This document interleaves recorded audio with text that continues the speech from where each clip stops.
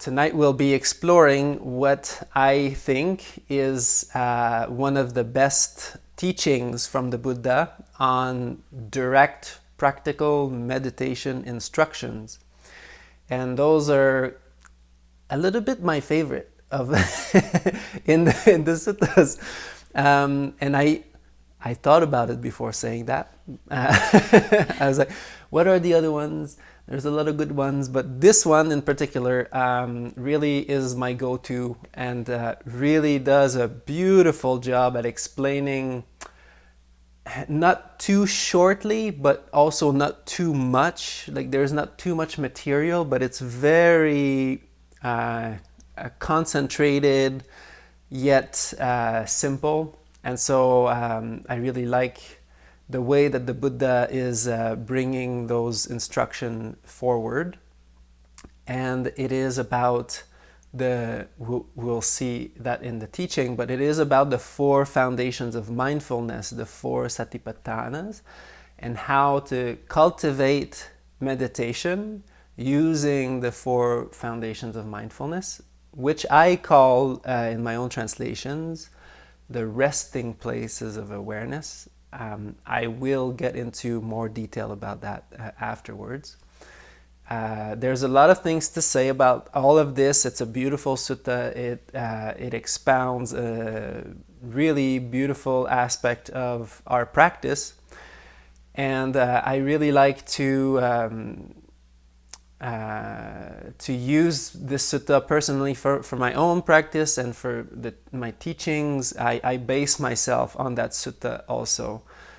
And as a reminder, these few teachings now that I am offering every month, we'll see how long that lasts. But the goal, my main goal, was to really bring forward more material on meditation basics and a lot more material on why we practice what we practice, where does it come from in the suttas, and what are the references, so that we can have a more complete understanding. And these things are things that I cannot necessarily speak on retreat, because the retreats have already a really proven method or a proven process that we go through, and every day is quite important. There's a certain topic at least for the first 4 or 5 days, and so we don't necessarily have time to dwell into all the basics of it and all of that. So this particular series is mainly for that purpose. This teaching is called the Bhikkhunupāssaya, which is the bhikkhuni's residence. It is a teaching where the Venerable Ānanda goes and visit the nuns, the bhikkhunis, at their monastery, and they have a little bit of a teaching, and then he comes back to the Buddha, and it's a quite uplifting, it's a quite a very interesting sutta. It really has that feeling of upliftment, of liberation, of good progress in the practice. And the similar introductions would be found in like the Anapanasati Sutta. It's a really kind of a, you get a feeling that it has some weight in terms of effectiveness, or this is a classical teaching kind of thing. Once again, I really appreciate this teaching for being quite universal. We'll see it as we go through. But these meditation instructions are not only for the Satipathānas, they are also quite universal, and we can use them with also other vehicles, and we'll see that in a moment. And so, having dressed up in the morning, the Venerable Ānanda took his bowl and robe, went to the bhikkhuni's residence, and sat down on a prepared seat. Then many bhikkhunis approached him, paid loving respects, and sat down in front of him. Then a nun said this: Bhante Ānanda, many bhikkhunis meditating with a mind well settled in the 4 resting places of awareness are realizing progressively elevated stages of liberation. There's a few ways to translate this sentence, but I chose this one. We won't get really caught up in the different ways of translating. It's just they're experiencing really good progress and they're doing really well. And the Venerable Ānanda replied, "So it is, sisters, so it is, sisters. Indeed, sisters, for whoever, a monk or a nun, meditate with a mind well settled in the 4 resting places of awareness, it can be expected that they will realize progressively elevated stages of liberation or distinction." Then the Venerable Ānanda taught the Dhamma to the nuns. Having taught, sparked, uplifted, and gladdened them, I like this little part here, he stood from his seat and left. In the afternoon, having walked for alms in Savatthi, the Venerable Ānanda approached the Awakened One, paid loving respects, and told him all that had just taken place. And the Buddha replied, "So it is, Ānanda, so it is, Ānanda. Indeed, Ānanda, whosoever, monk or nun, meditating with a mind well settled in the 4 resting places of awareness, it can be expected that they will realize progressively elevated stages of liberation." And here, this was the introduction, setting up the stage. And here the Buddha will flow into the meditation instructions per se. And you will see each of the foundations or resting places of awareness, each of the 4, is broken down into 2. So we have first meditation with application, or it could be translated or with direction. And that we will see is with vitakka and vichara. So using thinking, reflection, imagination. And then the second fold of the meditation instructions is without application. So without thinking or reflection. I won't give the whole picture now, we will flow into it, but just so you know, that is the structure of this talk. So here, Ānanda, one meditates aware of body as body, intent, fully aware and present, letting go of longing and dislike for the things of the world. And so here, we won't get into a very big comprehensive talk on the Satipathānas right now, but this is the last line is Vinaya Loke Abhija Domanasang. And when the Buddha talks about the world, he's talking about what is happening at each of our sense doors. So the eye, the nose, the ears, touch, smell, the tongue, and the mind. And so when the Buddha is talking about not having longing or disliking, aversion towards the world, I like to say the things of the world, because it's less gloomy and it's more accurate, I feel.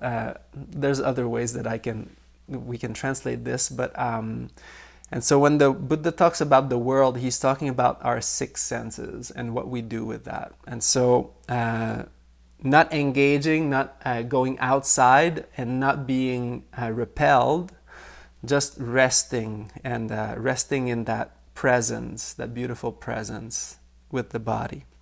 And that is one of the reasons why I like to translate it as the resting places of awareness, which is kind of a complement to the foundation, because what do we do with foundations? Well, we rest. The rest of the house is resting on the foundation. So of course everything is resting on those foundations. And I like those resting places because it's sometimes we feel like the 4 foundations of mindfulness is something that we need to do, but in fact it's something that we just rest on. As we will see, these 4 aspects of our reality, of our experience, of our life, are always happening all the time, whether we like it or not. And so to learn to rest into that and to not add on to that is actually a very beautiful and liberating, very light practice. And so we will see. So that's why I call them the resting places. And also, before we move further into the instructions, the Satipathānas and the Brahmavihāras. So now I'm using the Pāli, but the 4 foundations of mindfulness and the 4 celestial abidings, or the sublime abidings: loving kindness boundlessly, compassion boundlessly, sympathetic joy boundlessly, and blissful poise or calm or equanimity, that is boundless. These beautiful states, quite often we find meditation instructions that cover both Brahmavihāras and then the Satipathānas. It's like the Buddha would say, you can practice those pretty much in the same way. And it seems like the Brahmavihāras would come first as a really strong foundation of wholesome states. The mind becomes very uplifted, very light, loving, kind, has a lot of really good attributes. And then it's easy after that to flow into a kind of a neutral practice, but that has all of that wholesomeness behind to become buoyant and to stay uplifted. And so I just wanted to offer this because what we will see here can be applied with loving kindness, with compassion, with any of the Brahmavihāras. It's not only reserved for the 4 foundations. And the sutta I'm referring to is in particular the Sankhitta Sutta in the Anguttara Nikaya, Book of 8. And then there's a few others. And so I'll let you discover all this by yourself. So, as one meditates, aware of body as body, resting awareness upon body. And that's why I like that way of translating it, because it's really effortless. The body is always there, and then we just rest in it.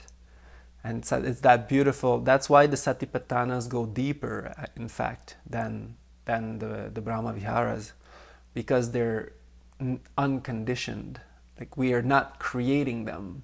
We are just resting in them. They're always there. And so we are not loving kindness. We have to bring it up. But awareness of the body, it's brought to you by the body 24/7. So it's always there. And so we don't need to actually put an effort. We don't need to do anything that's conditioned. We just let go. And the more we let go, the more we become aware of body. The more we let go, the more we become aware of the 4 foundations of mindfulness, in fact. So that's the beauty of the 4 foundations, is that they're not necessarily things that we need to do. They are the things that we land on when we let go of everything else. And so that's the beauty of the Satipathānas. That is really their strength, and that is why the Buddha praised them so much, is that they are completely effortless. They're always there. We don't need to do anything. We're just basically seeing things for what they really are. Yatha bhutanyana dassanam, which is another way that the Buddha would call those 4 foundations. And they are literally, like we saw in the retreat, they are literally dependent origination without craving, attachment, or craving, clinging, and becoming.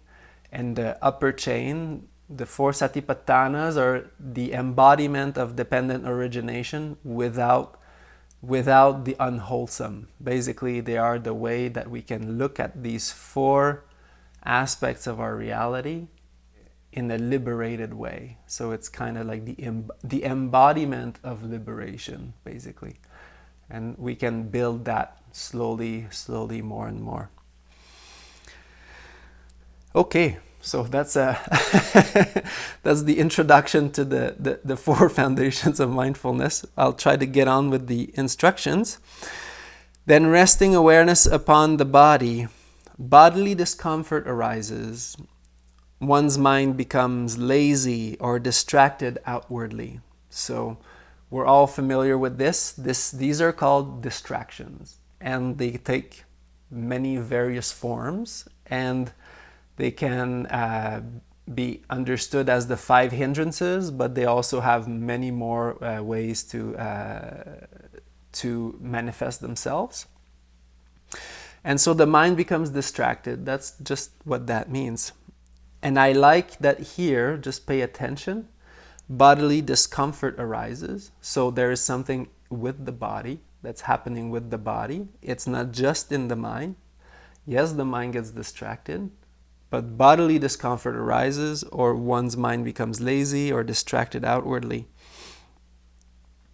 And so in other suttas, they would say like these asava, vigata, parilaya. So it's like these really troubling, like bodily, it's a kind of, these distractions also have a physical manifestation in our bodies. And in this practice, we really aim at connecting that link. The distractions are not only in the mind, they also have an effect on the body, and that's how we can actually see, oh, that's causing tension, oh, that is dukkha, that is unpleasant, that is, and so we are practicing the 4 Noble Truths. So, and now we have, what should we do when the distraction arises? Then one should apply one's mind to an uplifting object. Woo! That's nice. Now y'all understand why it's my favorite sutta and why it's my favorite meditation instruction. Because I see you smiling and you understand, because the Buddha here very, very clearly, the first time I stumbled upon that sutta, I couldn't believe it. I was reading Bhikkhu Bodhi's translation and said, one should apply one's mind to an inspiring object. I was like, no way. He's saying it. And so in Pali, this is pasadaniye nimitte, I think. Pasadaniye nimitte chittang panidahitabang. So one should apply one's mind to an uplifting, inspiring object. Of course, in classical terms, this is recollection of the Buddha, Buddhanusati, Dhammanusati, the recollection of the Sangha, the recollection of virtues, the recollection of generosity, or just that we are helpful or helping people or doing good deeds. And the devas. Avinash is there, so I'll mention the devas. But there are other uplifting recollections or objects that we can use. It's not limited to that. Those are, we have to understand, at the time of the Buddha was alive. So he was an inspiring person, obviously. So it was like, yeah, I will think about the Buddha because it's amazing. I just went to listen to one of his talks and he just gave an advice to me. And of course, it was really inspiring. Now we're a little bit far away, and we have beautiful paintings and sculptures of him, but it's different. So sometimes we would need a little bit already, a lot of knowledge about the Buddha and the teachings and all of that to really take him as a spiritual friend, let's say. And so, but in the suttas, we actually find some, I think it's a sutta called Harmonious or something like that, and that sequence also comes up with Kalyana Mittas. So beautiful friendship is another place where we can also develop that. And so there are other options. So I just want to say here, this is the connection. Usually it's those recollections that are uplifting, so that's quite obvious. This is what the Buddha is talking about, and you'll see the sequence after is exactly the same as all of these recollections. So that's how we should. This is in fact the proper way to remember the Buddha, the Dhamma, and the Sangha, is not just to repeat blindly Pāli words. It's actually to do this. One should apply one's mind to an uplifting object. By doing so, gladness arises. From gladness comes joy. Joyful in mind, one's body becomes relaxed.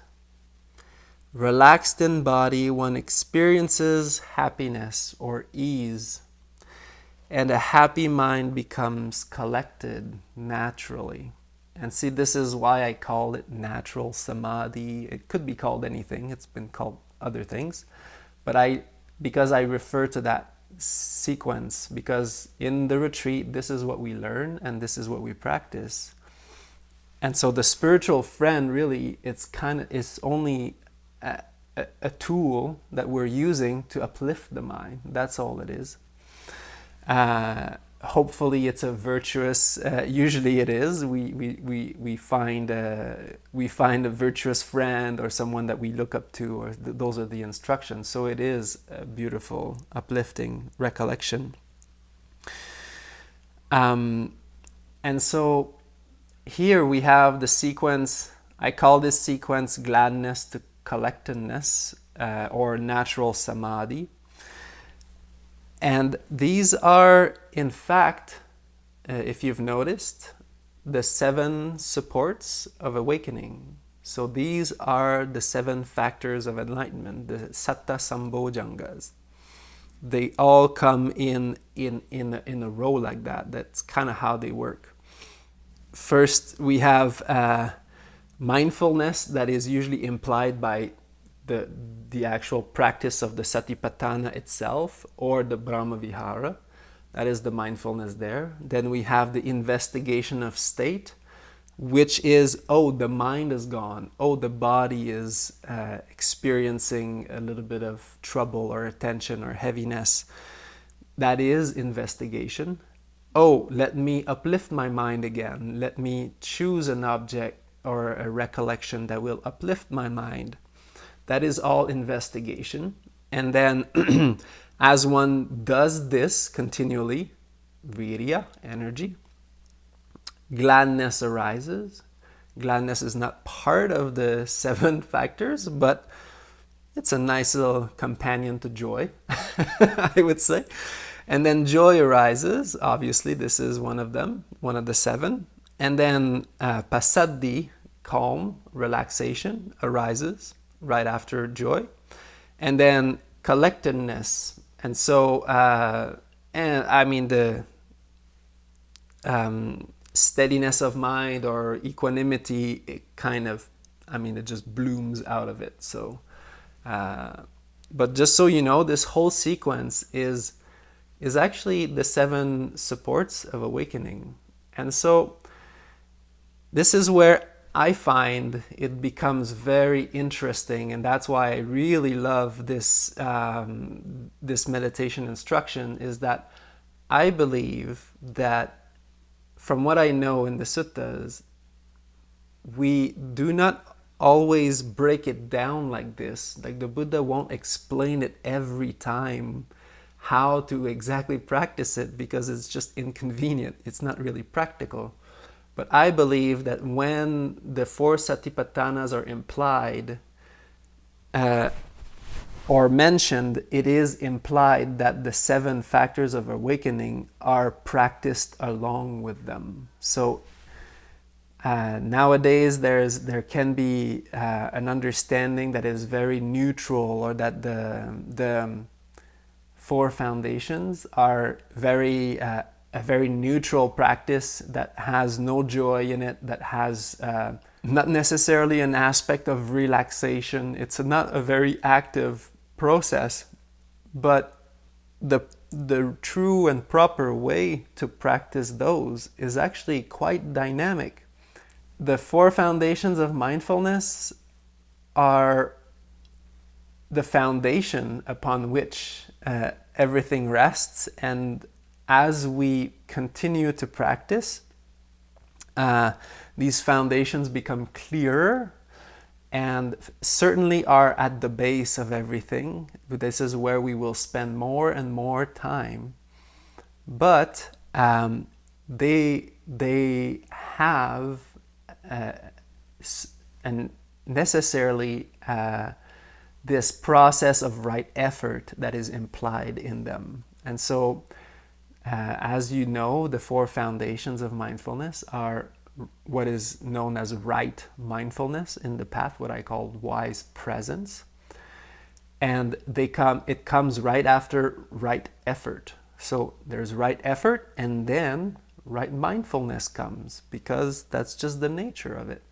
When we abandon agitated, unwholesome, distressed, troublesome states, and we bring up uplifted, calming, soothing, beautiful states of mind, of course there will be mindfulness, because it is just the nature of wholesome states that there will be mindfulness.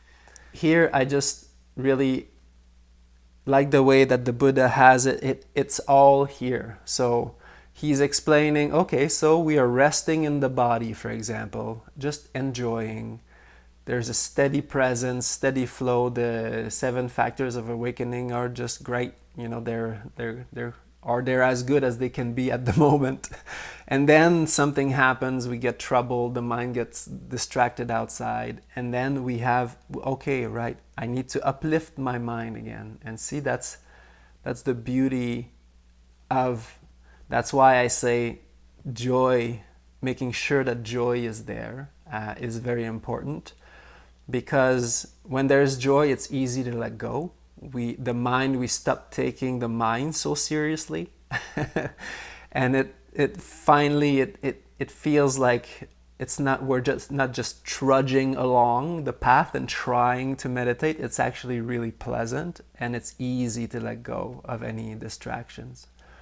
Because when we're enjoying meditation, then it becomes really really easy. This came up a little bit on the retreat, and I thought I would mention that, because I speak of joy quite a lot, and one of the ways that it is translated is as a rapture. And so I mentioned that for me the word rapture was not the most appropriate word, because the word rapture seems to imply quite strong sensations of joy. And I want to, and that is why I'm not using that word, because the word rapture is actually a very beautiful word, and I actually like that word. But for the purpose here, it is a joy that leads to calm. And the word rapture, I feel, for me, brings this idea of like a lot, like too strong joy. And actually that is a joy that is more activating, that is more agitating. And it you hear of certain saints levitating on rapture and all that. It's actually in some earlier maybe Christianity or anyhow, and I think that's beautiful, and that's quite interesting. But for here, and the Buddha had this way of explaining that the 7 supports of awakening should always be grounded and supported by 4 things. And he said by viveka nisittang. So it should be rooted in letting go, or rooted in disengaging, rooted in viraga, calming down, becoming not agitation, unagitated. So it's calming down. Nirodha nisittang, that is, I like to see that as becoming unobstructed. Rundati is to be obstructed. Nirodha could be interpreted as unobstructed. And if we want to use the classical terminology of cessation, the cessation of what? The cessation of unwholesome states, the cessation of troublesome states, the cessation of agitated states. So we're moving away from that, which is vosaga parinaming, which culminates into relaxation, culminates into surrender, culminates in release. So each of the 7 supports of awakening need to be grounded in that, need to be going towards that. And so if we just say, for example, mindfulness, I could be mindful of objects, I could be mindful of things outside, but it wouldn't be based on viveka, it wouldn't necessarily be based on calming down, cessation, because I'm actually engaging, I'm always engaging. So this is not the mindfulness that the Buddha talked about. We can see it for any other of the path, any other factor of the factors of enlightenment. And he also uses that in more teachings, these 4 ingredients that our practice needs to be based on. So we always want to relate to those with that in mind. So it should be calming, it should be relaxing, it should be, it is joy, and the mind does get uplifted and it's very blissful, but it's not ecstatic, it's not strong. And it's a joy that calms down, that leads to passaddhi. And so we've covered the first part of the explanation, the instruction. And so here we have where the Buddha is telling us, first the mind gets distracted. We want to uplift the mind again, sharpen up the 7 factors of enlightenment, of awakening. Sharpen them up again, sharpen the mind, and then he says, then there's another, it goes a little further. Afterwards one reflects, this is the reason why I have applied my mind. Now that means joy arose, calmness, relaxation in the body also, and then happiness, and then collectedness. The mind became collected again. This is the reason why I have applied my mind to this uplifting object. That is the reason, that is the purpose. My intention is now fulfilled. I'm just imagining every meditator just going through that mental narrative in their minds. Now my intention is fulfilled. I can now let it go. And so see how now we are moving from vitakka, vichara, using thinking and imagination, which is found plenty other places in the canon. That this vitakka vichara has a purpose. It is to uplift the mind. Oh, really interesting. And when the 7 supports of awakening are sharp enough again, then the purpose of vitakka vichara has been served. The mind is straight, the mind is collected, it's beautiful, and it's happy there, and it's comfortable. and therefore the object becomes obsolete. One then lets it go, and neither thinks nor reflects or imagine, and one knows, not thinking nor imagining, I am happy, present inwardly. So that is another reason why I really I really like this teaching, is because not only is he explaining the way to uplift the mind with the factors of awakening and the 4 foundations of mindfulness, which makes it really clear how we are to go about this. But also he does not stop there. He says, and this is found in another sutta that I use quite often on day 2 of the retreat. It's dividing the kinds of thoughts into 2. And Dvaita Vitaka Sutta, I think it's Majjhima Nikaya 19.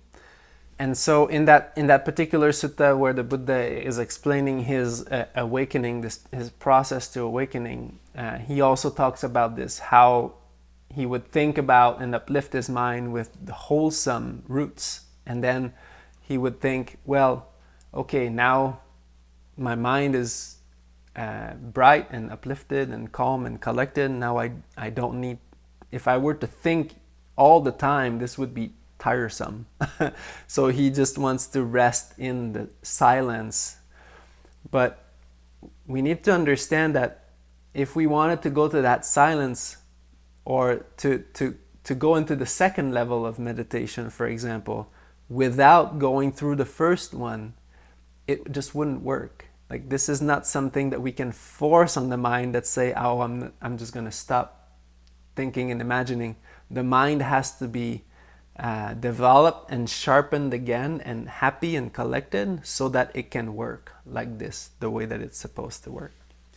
And so here we've done the work, we've uplifted the mind's become collected again, and now we can glide on this beautiful collected mind with the joy does not disappear there. It's just, if you've read the sequence on the levels of meditation, the second level of meditation is that the joy comes from collectedness instead of the thinking. And so, the letting go and the thinking, the uplifting the mind. And so that is the transition that we're talking about here. So literally, the Buddha is explaining, in other words, the first jhana and the second jhana. And it's just that simple. It's not always easy. We have to understand how to properly do this. But once we do, it's not that difficult. It's quite simple, in fact. First level, we're thinking. We're uplifting the mind. And then once that work is done, the mind is already calm and gladdened, and then from there we can continue and deepen into the release and deepen into Samādhi. There's a strong connection between the 5 hindrances in the Buddha's teaching. If you're familiar with the suttas at large, there's a very strong connection between letting go of the 5 hindrances, bringing up the 7, cultivating the 7 factors of enlightenment, and then resting the mind on the 4 foundations of mindfulness. So really, the Buddha's teaching is pretty much summarized in just that. Let go of the 5 hindrances, cultivate the 7 factors of enlightenment, rest the mind in the 4 foundations of mindfulness. That is kind of a really good summary of his teaching. Of course, all of this being based, he says, purify the starting point of wholesome states, and that is the virtue. So, of course, it's all based on virtue and a view that is straight. That's what he says. And then he says just that. let go of the 5 hindrances, bring up the 7 factors of enlightenment, rest the mind in the 4 foundations, and there you go. You're on your way. So that's a nice, easy kind of summary. I was going through the whole chapter on the 7 factors of enlightenment and the Satipatthānas in the collected discourses, the Samyutta Nikaya, and that's really a theme that was coming out over and over again, which was really interesting. I really kind of appreciated that insight, because very often the Buddha talks about a mind that is well established in the 4 foundations of mindfulness. How much do we hear that? If you've read the Suttas a little bit, you're probably familiar. Supatittita cittang. So it's well established or well settled in the 4 foundations of mindfulness. So there's always that idea or that feeling of it's a place where we rest the mind. And that's why in certain other teachings he says that the Brahmavihāras did not lead to Nibbana, but the 4 Satipatthanas do, because they're unconditioned. We're not creating them. We just see for what it is without tanha, without craving. Okay, so that was the big breakdown of the first one. It's the same thing for all of the other ones, so we'll go through them, but it will be much quicker. And so I also like to go through them after explaining the whole description, because then we also get back to, okay, so that's what it really was. And so here we have sensations or felt experiences.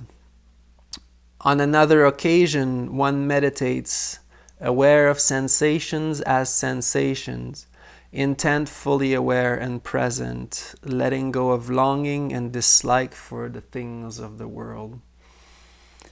As one meditates, aware of sensations as sensations, resting awareness upon sensations, one's mind becomes lazy or distracted outwardly.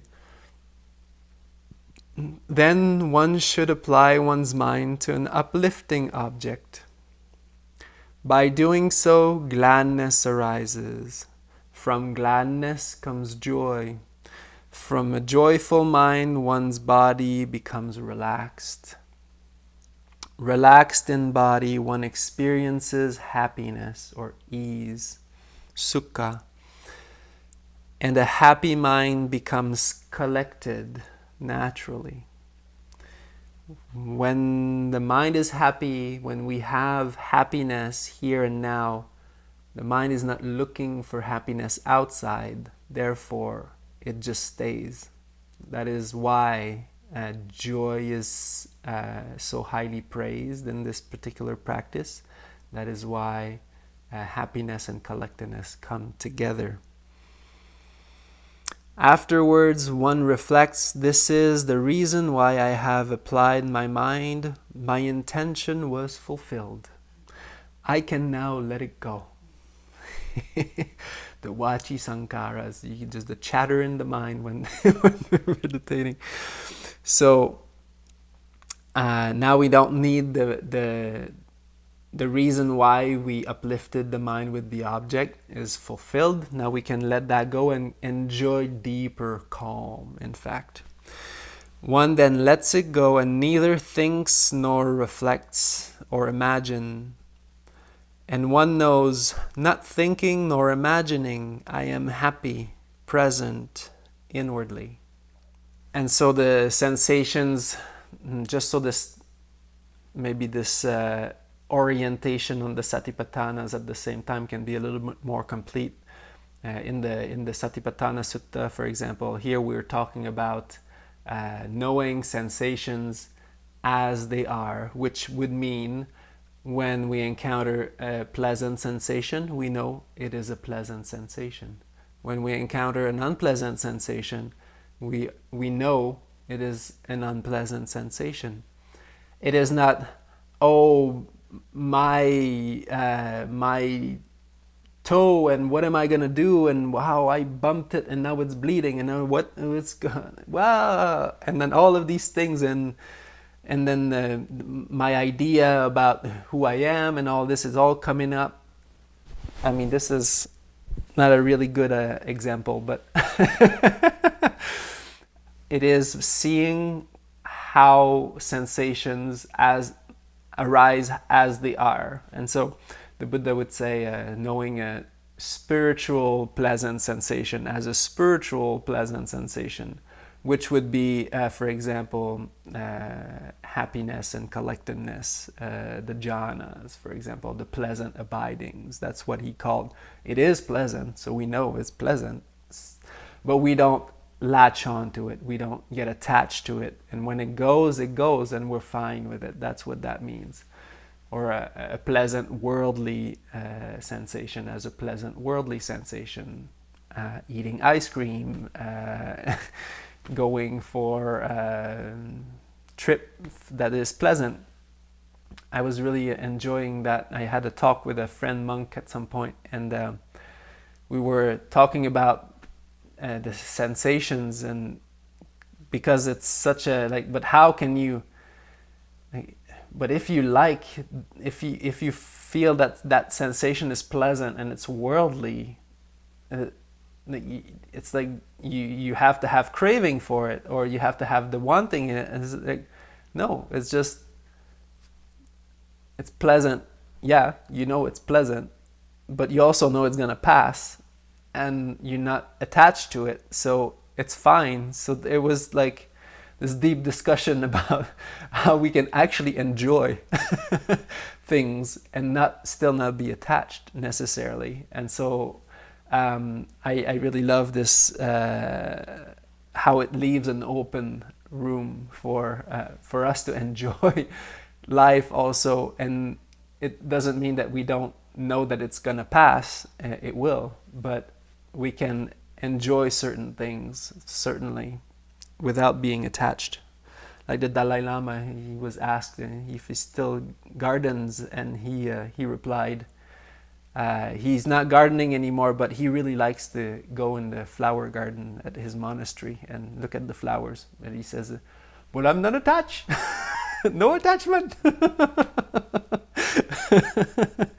So the Dalai Lama knows also we can do it too. On another occasion, one meditates aware of mind as mind, intent, fully aware and present, letting go of longing and dislike for the things of the world.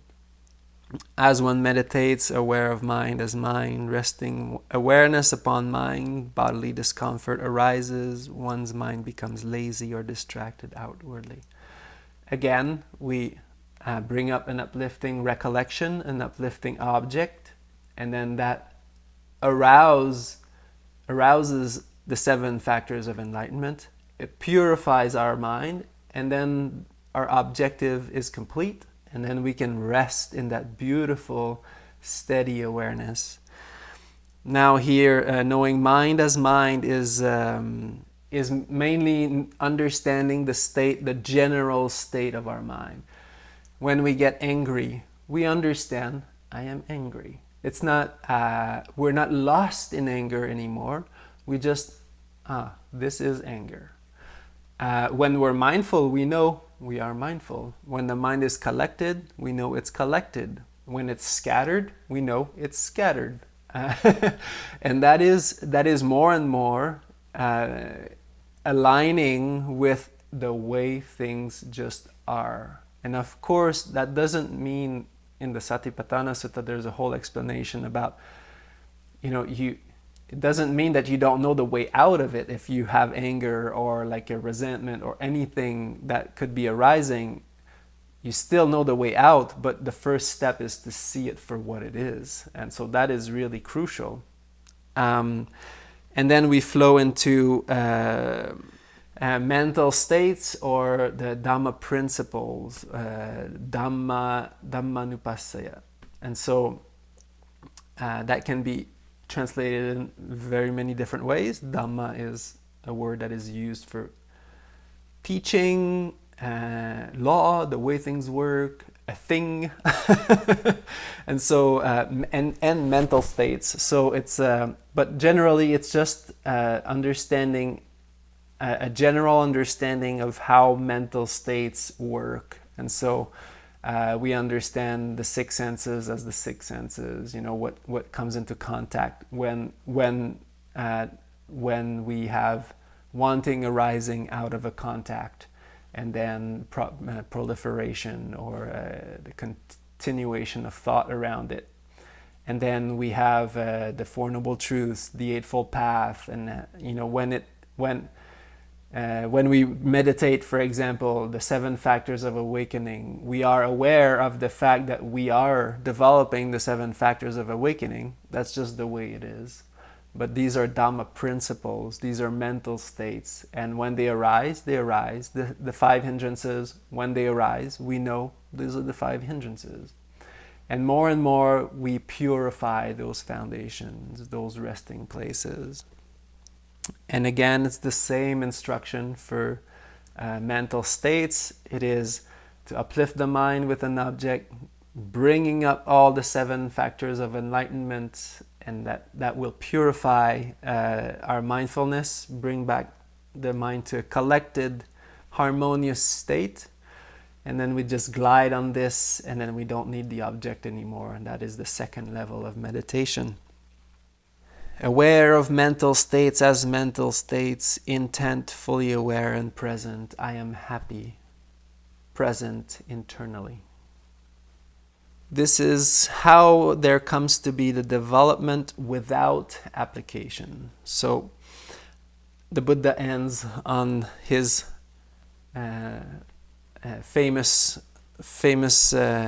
explanation.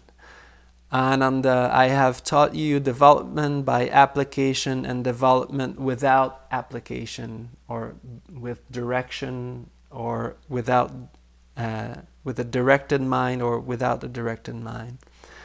What should be done by a teacher for his students, holding their best interest at heart, out of loving compassion, that I have done for you, Ānanda. There are these roots of trees, Ānanda. There are these empty huts.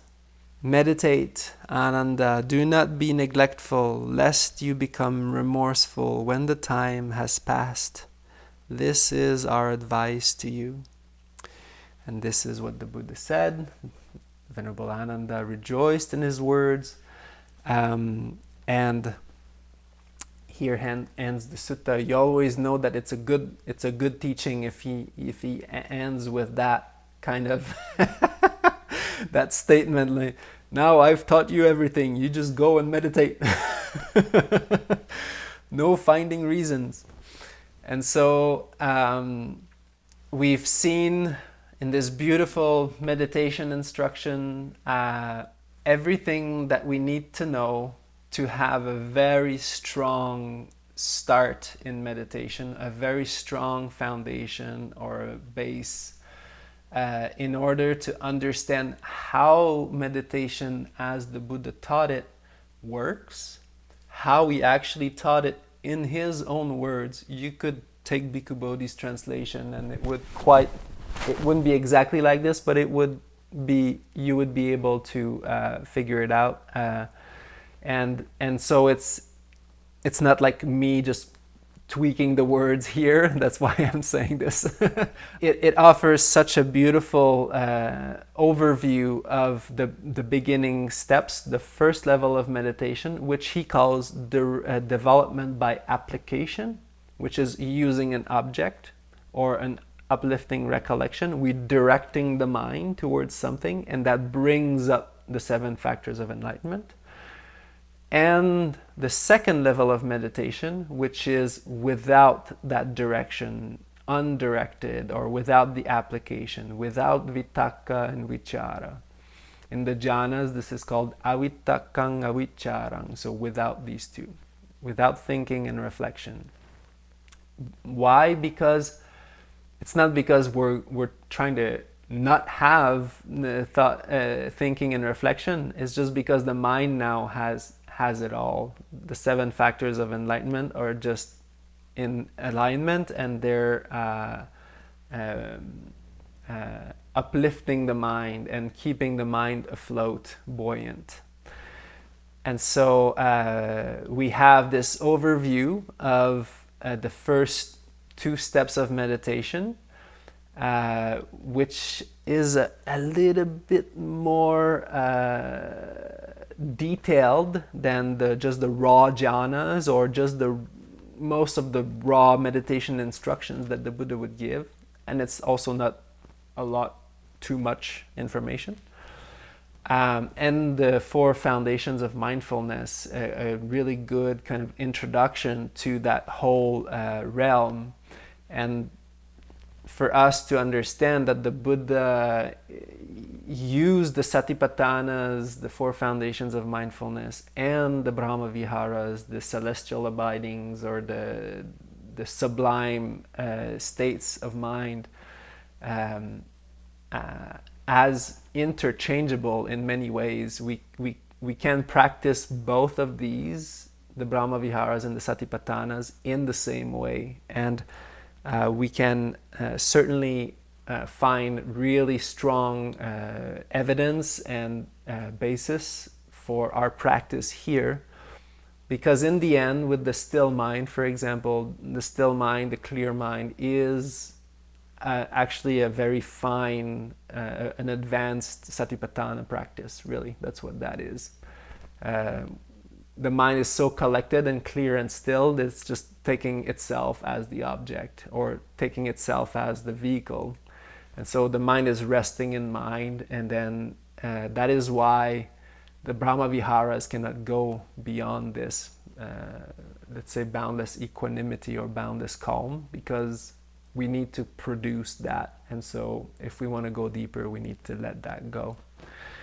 And so this is certainly part of our practice. This is very close, and it's a beautiful elaboration without using any mnemonic device, any terms that could create controversies or people that could be used for others for saying, no, this is not what the Buddha taught. Well, this is all here, and so if we really want, we can always refer to that sutta. Remembering that the 4 foundations of mindfulness are really the basis and the foundation of our practice, and it's true. But they are also accompanied with the 7 factors of awakening. So it's not a bland, very flat or neutral practice. It's actually a very beautiful and uplifting and dynamic practice. It's just that the Buddha won't explain the whole process every time he's talking about them. And so I like to see it for us to remember. It's like the 4 foundations of mindfulness are like the boat. They're like a sailboat. And so the hull is like mindfulness of the body or awareness of the body. And so it's basically the whole boat. The hull is the boat.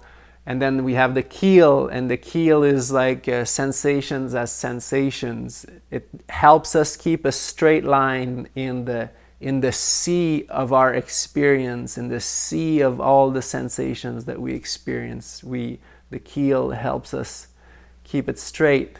It's pleasant, it's pleasant. It's unpleasant, it's unpleasant. That's how it is. And then the bow, the stern, is like the captain's headquarters. So it's like the mind as mind. So the captain knows the whole general state of the boat, and so it just keeps a watch on what's happening, and what's happening is just what's happening. And then we have the bow in the front that is kind of like cutting through the sea of mental states all the time. And so as that gets sharper, we actually the bow is what is keeping the right direction in the mind all the time. We see it's moving through the sea of mental states, always at the front, and we can tell things apart all the time. And as beautiful as this analogy of the sailboat is, a sailboat just with a hull and a keel and a stern and a bow does not go very far. It needs its sails, and so that is how we can think of the 7 factors of enlightenment, the supports of awakening. Mindfulness kind of like being the strong mast that is holding everything in place and that is firmly grounded in the boat.